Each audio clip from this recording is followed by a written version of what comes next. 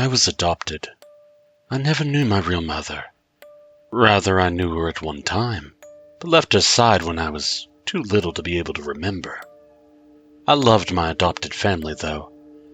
They were so kind to me.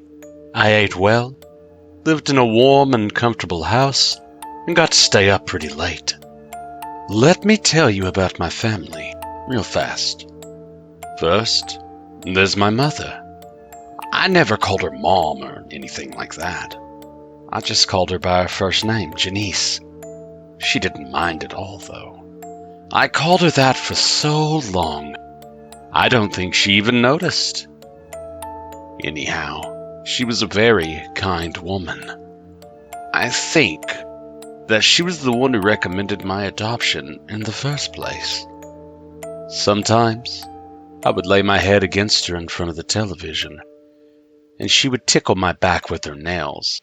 She was one of those Hollywood mothers. Second, there's Dad. His real name was Richard, but he never really liked me much, so I began to refer to him as Dad in a desperate attempt to gain his affection. It didn't work. I think that no matter what I called him, he would never love me as much as his own child. That's understandable, so I really didn't press the matter.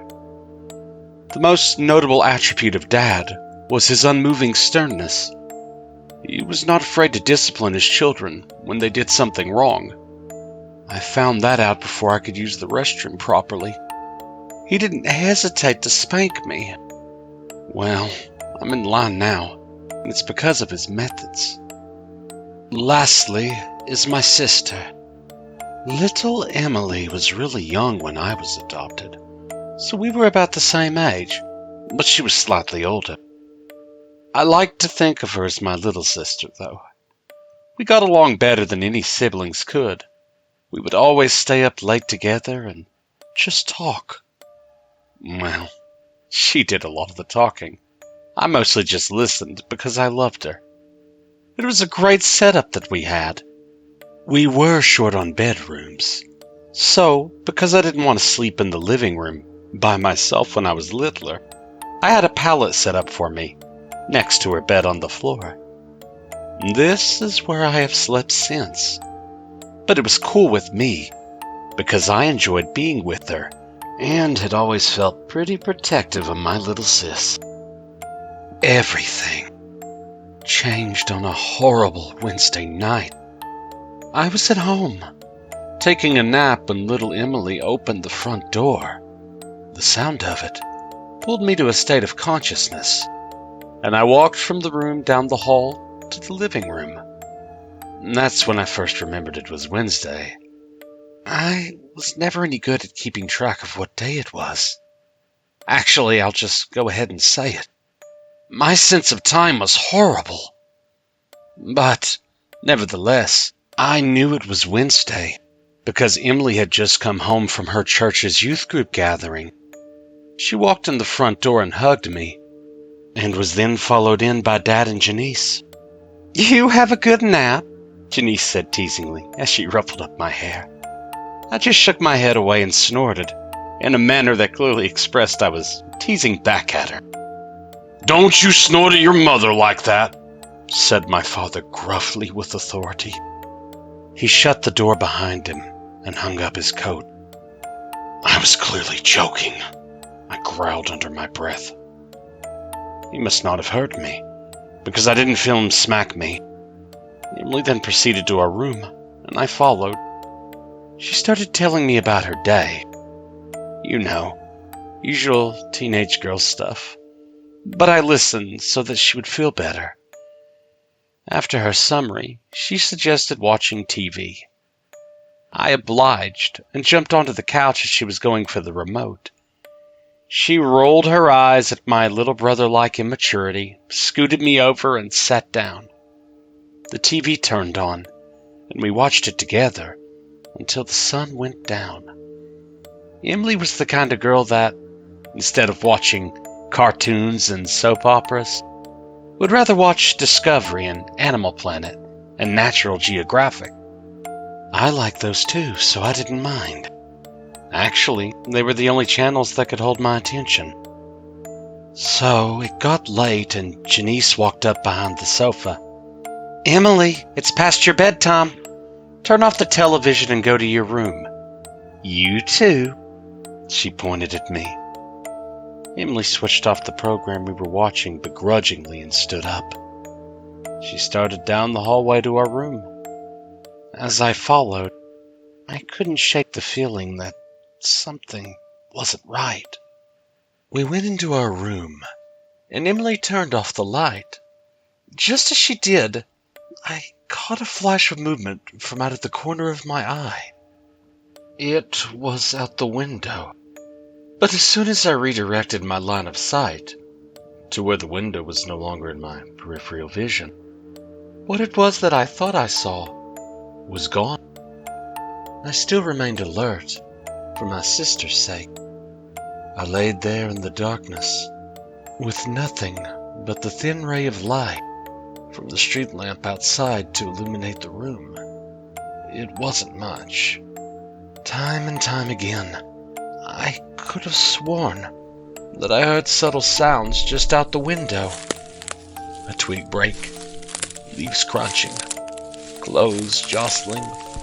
All the while, I could smell the faint stench of sweat and blood. I kept my eyes open most of the night. The sounds outside subsided, and the smell left my nose. I began to feel at ease.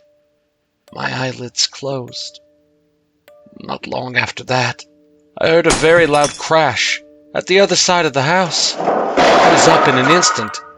"There's someone in the house!" I barked, with extreme adrenaline coursing through me. "Wake up!" I shrilly pleaded with Emily. She did, and as soon as I saw her sit up, I ran to my parents' room. Dad was dead. His neck was splayed open and gaping as blood spilled out of it, off the bed and onto the floor. I saw that the master bathroom's door was closed, and just before it, on the outside, was a man. A man. I don't feel comfortable calling it that. He was very large and rugged. He turned around and saw me, and that's when I saw him accurately for the first time. I won't forget it. His eyes were large and beady, trapped with lust. He was styling a beard that was badly unkempt, with blood dripping off. His clothes were dirty, and his face was cold. Just then, I noticed the same horrid smell of sweat and blood from earlier, but this time it was overwhelming. He saw me. He saw me and grinned, with a set of crooked yellow teeth. That smile threw me off. I thought I was going to die, but then turned back to the bathroom door, completely unperturbed by my presence. I was terrified and didn't know what to do. I just yelled and cried, watching as he shouldered through the door that was Mom's only protection. I watched Steele as he raised the large razor that he was carrying, but had obviously neglected to use properly. He sliced her open and tore her to shreds. I then heard something, the last thing that I wanted to. Emily screamed, coming from behind me. The large monstrosity looked up from my butchered mother and stared at my little sister. I was distraught. He stood up and quickly started walking towards us. My sis turned and ran, and I was at a loss when he bypassed me and went straight after her. Why was she still in the house? Had she not assessed the situation and ran? Apparently not. And now she was dead, and I was alone. I ran after them both. I expected the man to kill her, as he had the rest of my family. But I was sadly mistaken. He grabbed her by the arm and jerked her as a way to make clear that he was in control. He dragged her through the house. I was making all the noise I could now, hoping and praying that someone would come to my aid. He mustn't take her, not her. As he passed me, I backed against the wall and whimpered with terror. Why? He didn't respond, except by putting his free hand on my head, while Emily screamed in the other, saying, "Good boy." He gave another crooked grin and a very cold, unnatural laugh.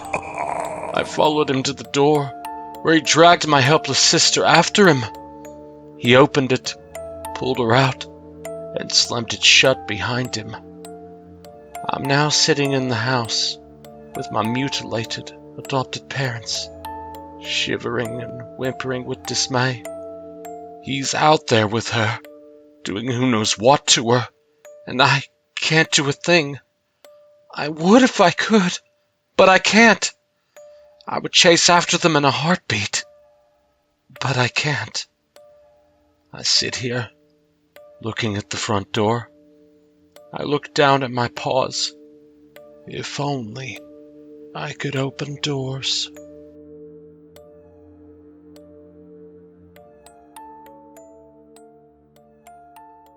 Dear listeners, if you enjoyed tonight's tale, be sure to like and subscribe for more horror content. As always, pleasant screams.